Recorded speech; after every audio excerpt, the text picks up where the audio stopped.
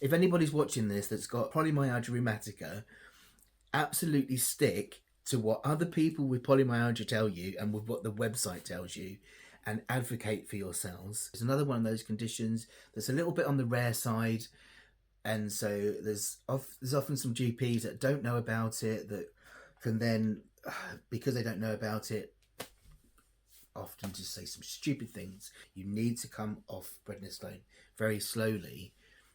That's the way that is the most successful, to then come off it completely. Hey folks, it's Finn. Welcome back, lovely people. Thank you so much for joining me today for another video. And if you are watching for the very first time, then a massive welcome. And thank you so much for choosing one of my videos. It's very kind of you. I hope you're enjoying what you find here today. I am looking a bit scruffy. I do apologise. I am getting a haircut tomorrow. And I was going to wait till Friday. But if I wait till Friday, then you have to wait till next week for a video. And that'll be ages. So this channel is all about embracing life as is, and about imperfection, and about just, you know, things being okay as they are. So that includes me and my scruffy hair, and just, anyway, let's just gloss over that, including Puppy Pip, who also hasn't had a haircut and is looking a bit dishevelled. So hello, welcome to being dishevelled and being okay as we are. So today's video is a catch-up about Polymyalgia Rheumatica.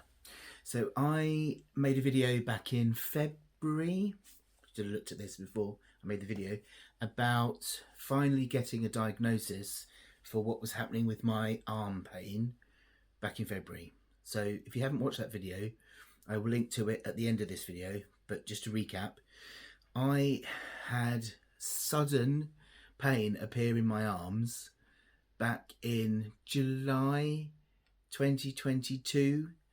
Suddenly literally woke up, and over a period of a couple of days, this arm pain like went from both shoulders, like a deep ache and stiffness where I could literally couldn't lift my arms, came out of the blue, down both shoulders, both arms, and just got progressively worse.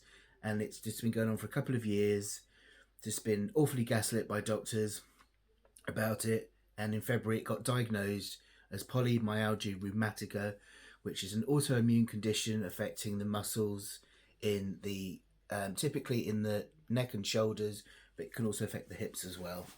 And it's treated by steroids, prednisolone, and you go on steroids and then you gradually reduce them over a couple of years, and then you go into remission. That's what happens.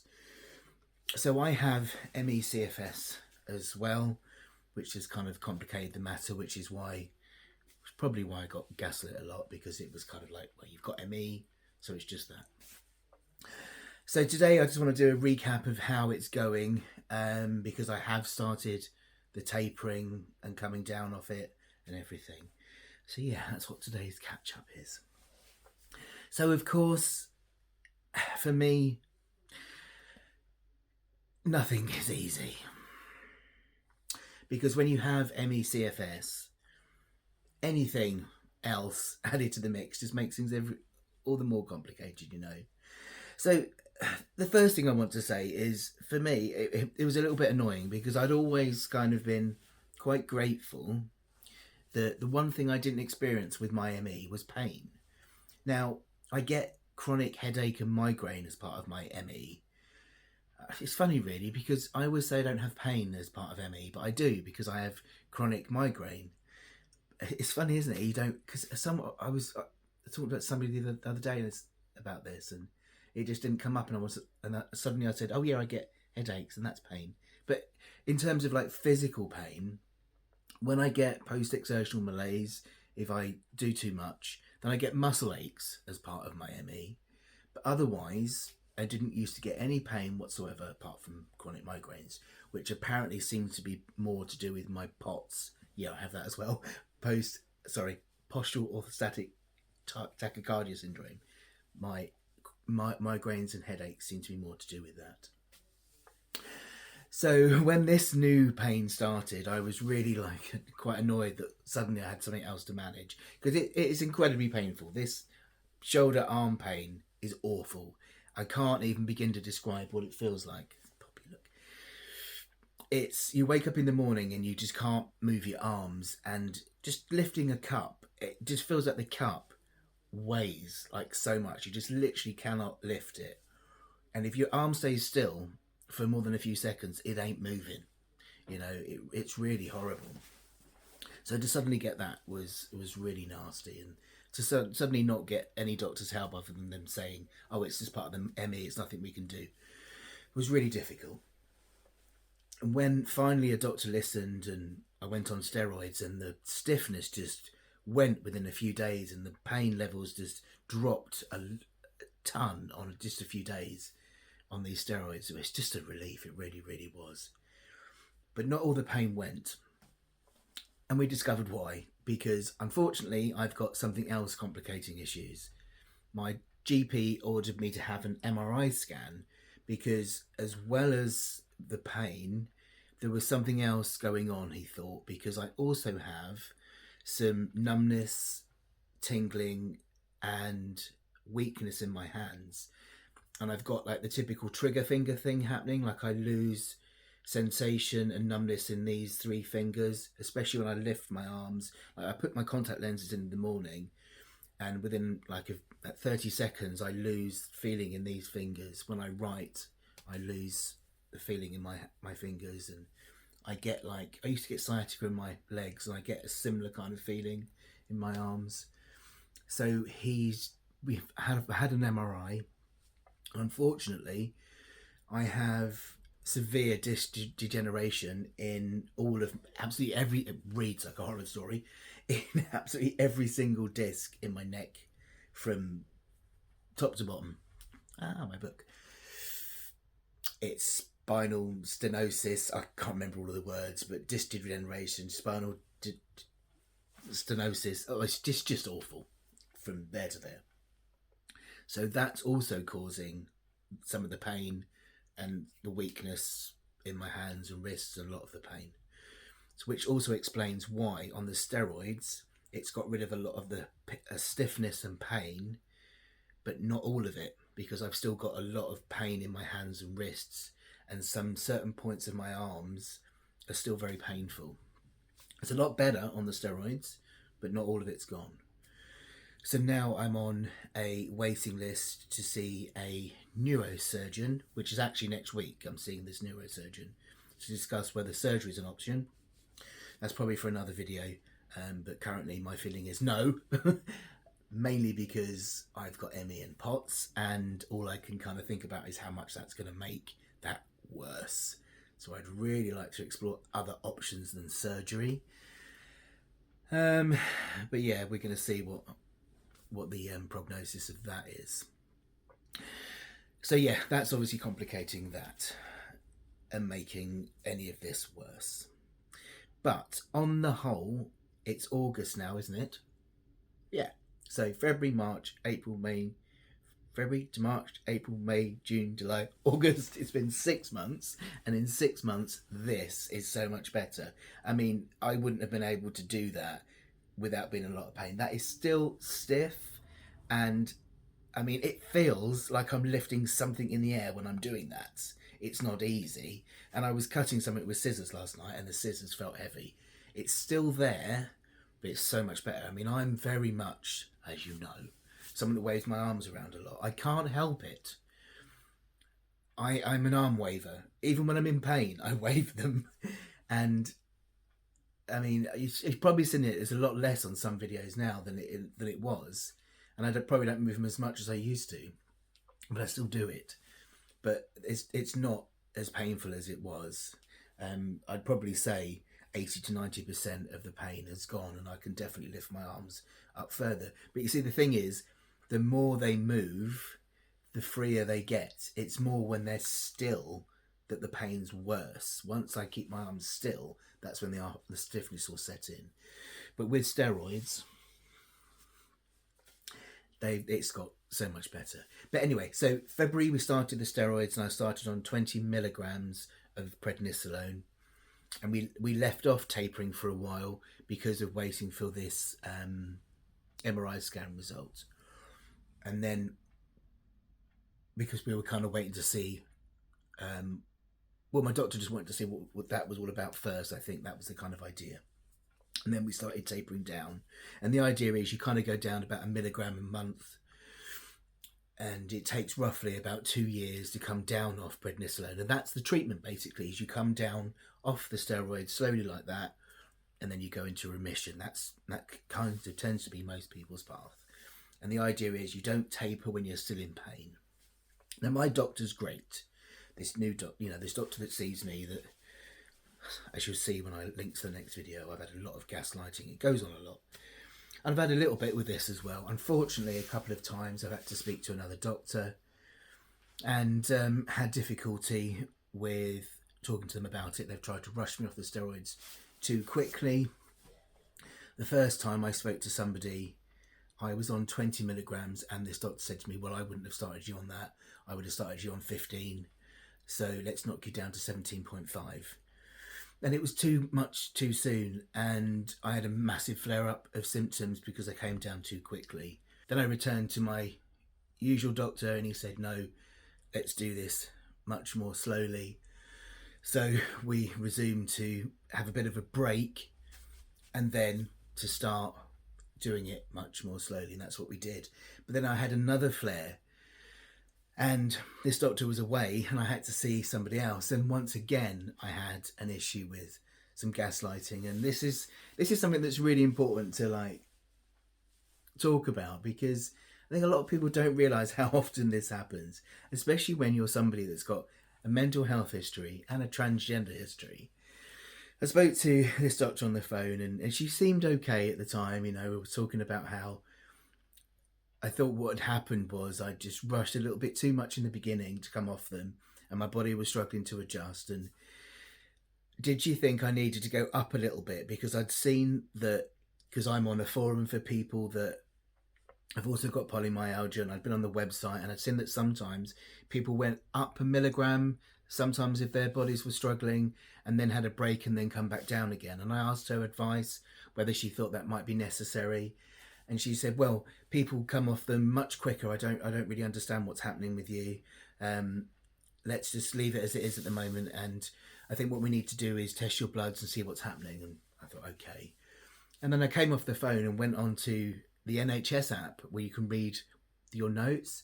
And she'd written on there that it didn't make any sense whatsoever, that patients tolerated much higher drops in prednisolone, which is not true. The way people come off prednisolone is very slowly. She'd also put on there whether I'd be up for getting re-referred back to my gender clinic to see if the issue was anything to do with that, which is absolutely ridiculous, because one, the issue is to do with polymyalgia rheumatica, and if there was anything else in the mix, it would be to do with my neck issue and the fact that I've got this disc degeneration. How on earth my gender transition and my being transgender would have anything to do with the pain I'm experiencing is just absolutely ridiculous. So I wrote an email to my GP. My poor GP gets so many emails from me when this stuff happens, and I explained, this is another doctor that I don't want to see again because this is ridiculous. And he agreed and said, look, I'm really sorry. Let's just stick with seeing me, and you won't see anyone else. Just stay where you are at the moment. We won't drop you again for a while until your pain's leveled off, and then we'll resume. So that's what we're doing. And he trusts me to know my pain. So at the moment, I'm only reducing when I'm pain-free. So roughly at the moment, I'm reducing my prednisolone about every 6 weeks, because what tends to happen is I reduce my prednisolone, I have a mild flare of symptoms. About 4 or 5 days in, I see a tiny uptick of stiffness and pain in the morning, and then that tends to reduce at about kind of 2 or 3 weeks. That subsides, and if it stays like that, then that's fine. But sometimes it lasts a bit longer. So basically, I'm just not reducing when I'm in pain, and as long as I do that, it's fine. But if I reduce when I'm in pain, then the flaring gets worse, if that makes sense. So if anybody's watching this that's got polymyalgia rheumatica, absolutely stick to what other people with polymyalgia tell you and with what the website tells you, and advocate for yourselves, because people know, they know best. This other doctor that said people tolerate much quicker drops, it's not true. People often come down by just 0.5 mg at a time. Definitely not 2-3 milligrams at a time. You need to come off prednisolone very slowly. That's the way that is the most successful, to then come off it completely, because I don't want to keep going up and down, up and down, up and down. As it is now, I'm on 14 milligrams. So, and I reduced, was it this Monday? No, not this Monday, the Monday before. And so far in the mornings, I've got some pain and stiffness, but then once I'm up, within about half an hour, it's gone. So that's a good sign. So once that morning stiffness is gone, I'll give it about a week after that morning stiffness is gone, and then I'll reduce again. And that's what I'm doing at the moment, and that seems to be working for me. So yeah, it's going well. So that's one thing that's working. It's really nice to have a condition that I can see improving, do you know what I mean? That I can actually see that there's a prognosis where it will actually go. Look at this puppy, I'm sorry, I keep looking around and he's just like so cute. Yeah, so that's where I am with it. This seems to be a bit of a waffle, but this has made sense. So yeah, there's been some frustration, because with my history, with my medical history, with my transgender history, this often gets in the way of just having decent treatment, because yeah, unfortunately, it's another condition. Polymyalgia rheumatica is another one of those conditions that's a little bit on the rare side, and so there's often some GPs that don't know about it, that can then, because they don't know about it, often just say some stupid things, like go to your gender clinic. Stupid. Transgender broken arm people, that's what we call this. But yeah, otherwise, it's all going well, and I'm really pleased and feel really hopeful that, it's probably going to be another year. But hey, I mean, the downside to it is that it's added another layer of fatigue to my ME/CFS, because the steroids do make me more fatigued. It's obviously leveled off over the 6 months. I've got used to it, but I do notice an extra level of fatigue. Obviously, it's changed my face. They talk about this moon face thing on steroids, where because of the cortisol, however you say it, you get like this puffiness, and I don't like it. I don't like it. I am overweight. I do appreciate that, and that's another thing that steroids do. They make you put on weight. But this kind of like puffiness here, where like the fat redistribution in your face changes because of steroids, that's happened. So, there's that. Never mind. But if it means that this pain's going to go, then that's how it is, isn't it? And that's what we have to do when it comes to looking after our health. When we have chronic illness, it means you treat something and something else flares up. I'm treating my arm pain's going, but my fatigue's worse, and I look like I've got a gingerbread biscuit on my face. But hey, that's life. It's all good. At least I can lift a cup and I can drink tea, and I can throw a ball for Pip now without like it hurting like a mofo. So that's good. So yes, I hope that helped. If anybody has polymyalgia as well, I hope that helped. Catch up from me. So that's it from me this week. But before I go, I have a couple of thank yous I'd like to give a shout out to, and that is to a couple of folks who have left me some very, very kind donations on my Ko-fi page. And the first one goes to Roman, who's left me a very kind donation, and to Cody, who's also left me a very kind donation, and you've both sent me a message as well, and I've sent you a reply, so please do check that. It should go to your email. When I reply on Ko-fi, it should go to your email, but if it hasn't, please go and check your Ko-fi inbox and you'll find your reply there. While I remember, I also want to say to any monthly members, you have access to my Discord community. Now, I know not everybody wants access to my Discord community, because not everybody wants to kind of join in and stuff. I know that. But I want to say that I do put extra videos and pictures in there. So if you want to be somebody that just lurks and just looks at the extra videos and pictures and doesn't join in the chat, that is absolutely fine, and we never judge you for that. So do not forget that that is another place that you can get additional kind of videos and pictures and updates from me. So do feel free to join the community on there just for those additional things without feeling obligated to join in the chat. We will not judge you for it at all, but it is just an extra place to get your perks if you are a full monthly member of the Friends of Finn. I don't want you to miss out on any videos, so if you're a full member, don't forget that that's available to you. And if you don't know what I'm talking about in terms of members and supporters, I have a membership thing, Friends of Finn, where you can be a one-off supporter or a full-time monthly member, and I'll put a link up here somewhere. I can never remember which side, so you can find out more information about that. So that's it for this week. Thank you so much for watching, everybody. Take good care of yourselves, and I will see you next week for something, or it might be the week after, but it'll be something sometime about something somewhere. Random ending. Love you.